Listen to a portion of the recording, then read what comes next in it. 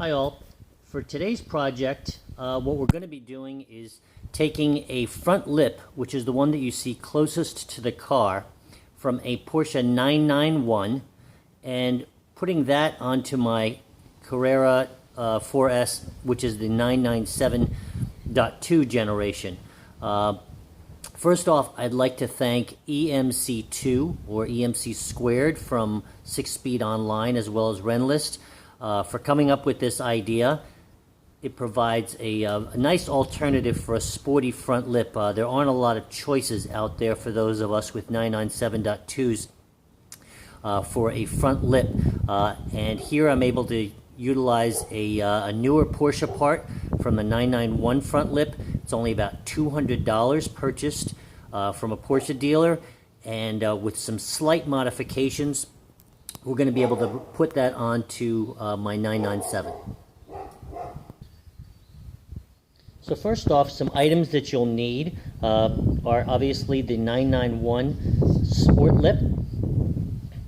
You'll also need some means by which to fasten it to the new bumper. Since we're not going to be utilizing the existing clips, we're going to be using a different number of fasteners. So for one, these are the what they call lath screws. I got them very short. These are number 8 by 1/2 inch lath screws. They have a nice big head, which gives you plenty of surface area. I'd also like to thank Hatzenbach from Renlist. He came up with the idea to use the screws to fasten it. So I'm going to be doing a slightly different variety. If anybody comes up with any better ideas, by all means, please contribute, as we're always looking to learn new ways to do things to our Porsches. The other item is some double-sided tape. This is some very heavy-duty tape. I think this will come in handy, if nothing else, to help position the lip while I fasten it with the screws. But in and of itself, this tape is, as you can see, extremely strong. It'll hold up to 30 pounds. So this is an industrial strength type mounting tape. I got both of these items at Home Depot. Very readily available items. The third item is some PEX tubing. This is 1/2 inch PEX tubing, short 5-foot lengths or so of it. Is available in the home plumbing department at Home Depot, about $2 for that item. And you'll also need some cable ties. I'll get to where we're going to use these items shortly. So as you can see, the first thing I did was mark the center point of the front lip, and I also marked the center point on the car itself. And what I did was I did a dry fit and held up the front lip just to make sure that I saw the proper amount of reveal on the left as well as the right sides. So once you've done that, mark that with some blue painter's tape, and then you can just line up the lines later on when it's time for mounting.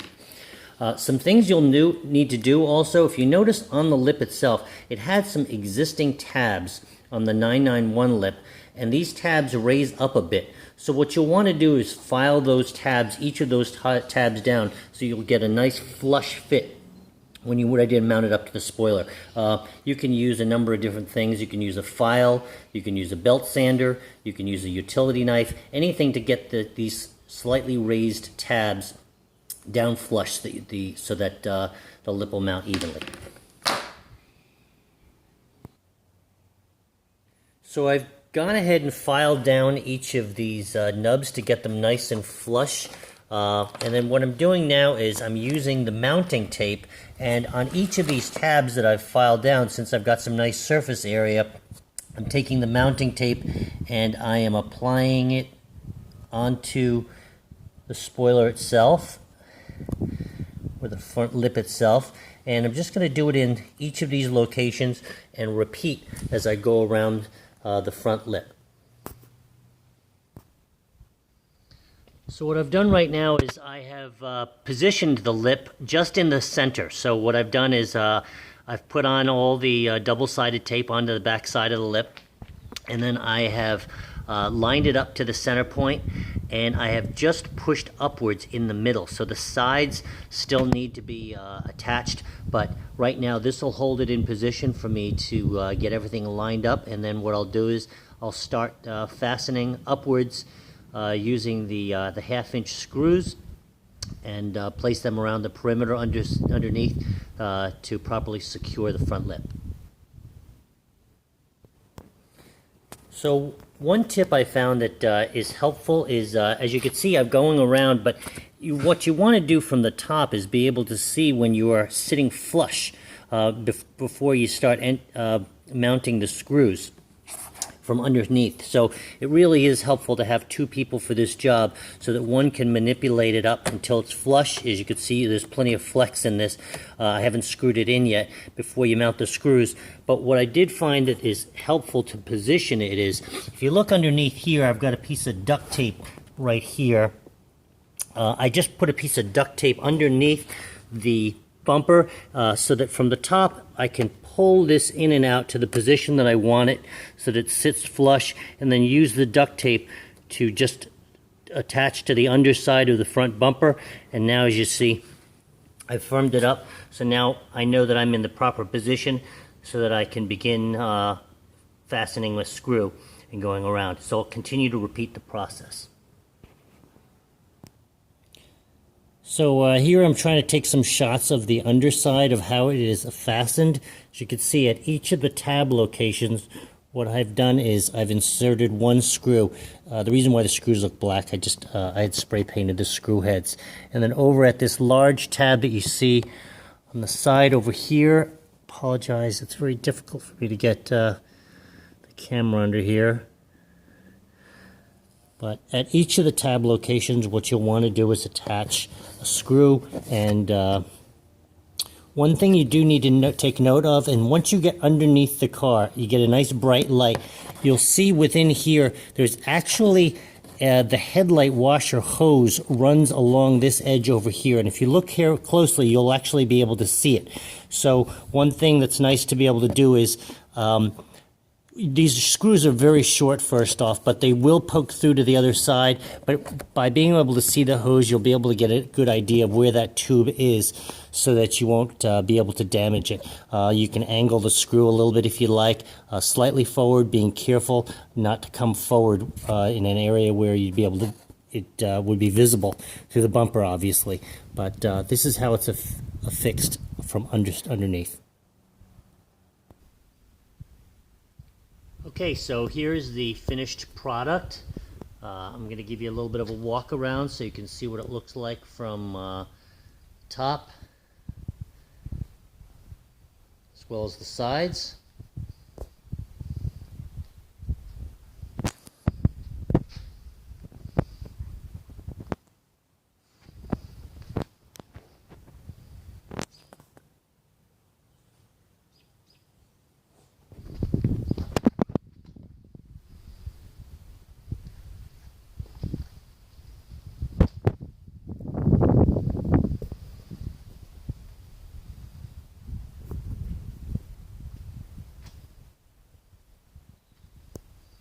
Overall, I'm very pleased with how this lip looks. I think for the cost and the simplicity of the job, I really enjoy how it looks versus any of the other options that are out there. Certainly a lot more interesting than the original lip that was on there. So if you're ready to take this project on, I'm assuming you've got a little bit of MacGyver in you. So there are a number of ways to fix the lip.